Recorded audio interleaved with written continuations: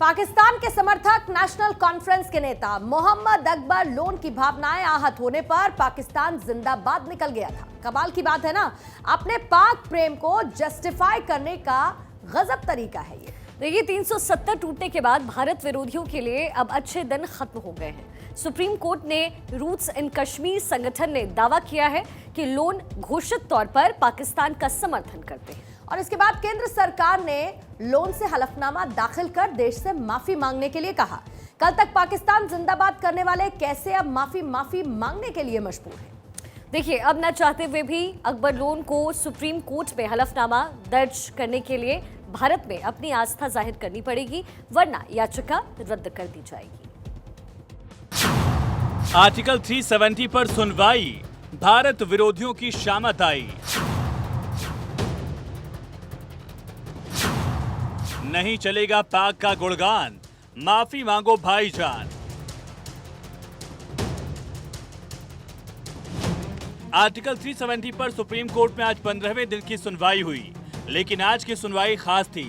आज supreme court ने पाकिस्तान प्रेमी अकबर लोन को माफी मांगने के लिए हलफनामा देने के लिए कह दिया।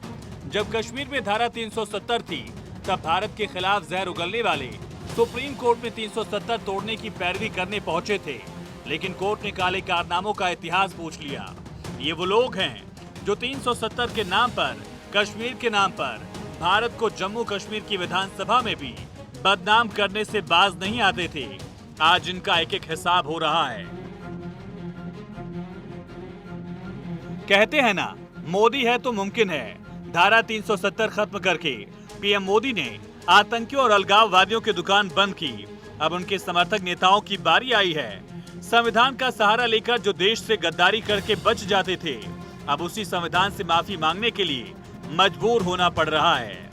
नेशनल कॉन्फ्रेंस नेता मोहम्मद अकबर लोन ने 2018 में पाकिस्तान समर्थित नारे लगाए थे। लोन की तरफ से सुप्रीम कोर्ट में कपिल सिब्बल पक्ष रख रहे थे। आपको बता दें, अकबर लोन 370 पर प्रमुख याचिकाकर्ता हैं। कश्मीरी पंडितों ने 3 सितंबर को सुप्रीम कोर्ट में याचिका दायर की थी। याचिका में याचिकाकर्ता अकबर लोन पर ही सवाल उठाए गए। कश्मीरी संगठन रूट्स इन कश्मीर ने दावा किया कि लोन घोषित तौर पर पाकिस्तान का समर्थन करते हैं। वो विधानसभा में पाकिस्तान के समर्थन में नारे लगा चुके हैं। केंद्र ने अकबर लोन से हलफनामा मांगने के लिए सुप्रीम कोर्ट से गुहार लगाई। सॉलिसिटर जनरल तुषार मेहता ने कहा कि लोन को शीर्ष अदालत से माफी मांगनी चाहिए और उन्हें भारतीय संविधान के प्रति अपनी अटूट निष्ठा बताते हुए एक हलफनामा दायर करना चाहिए। सॉलिसिटर जनरल तुषार मेहता ने अदालत में कहा, उन्हें जम्मू कश्मीर में पाकिस्तान प्रायोजित अलगाववादी और आतंकवादी गतिविधियों की निंदा करनी चाहिए। वो संसद के सदस्य हैं, उन्हें जिम्मेदारी से काम करना चाहिए।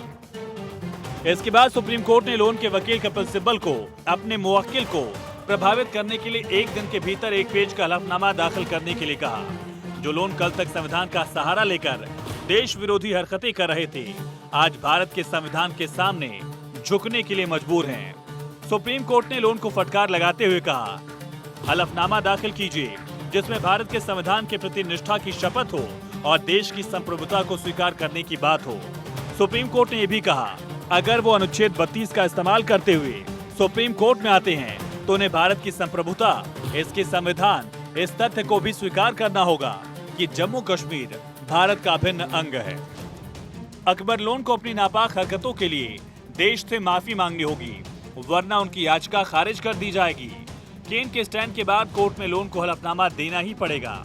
इस बीच कपिल सिब्बल ने कहा, अगर उन्हें इस घटना के बारे में पता होता तो वो लोन के लिए पेश नहीं होते। लेकिन कमाल की बात है कि अब तक 370 पर देश विरोधियों के साथ खड़े सिब्बल लोन के नारों से चिंतित हैं।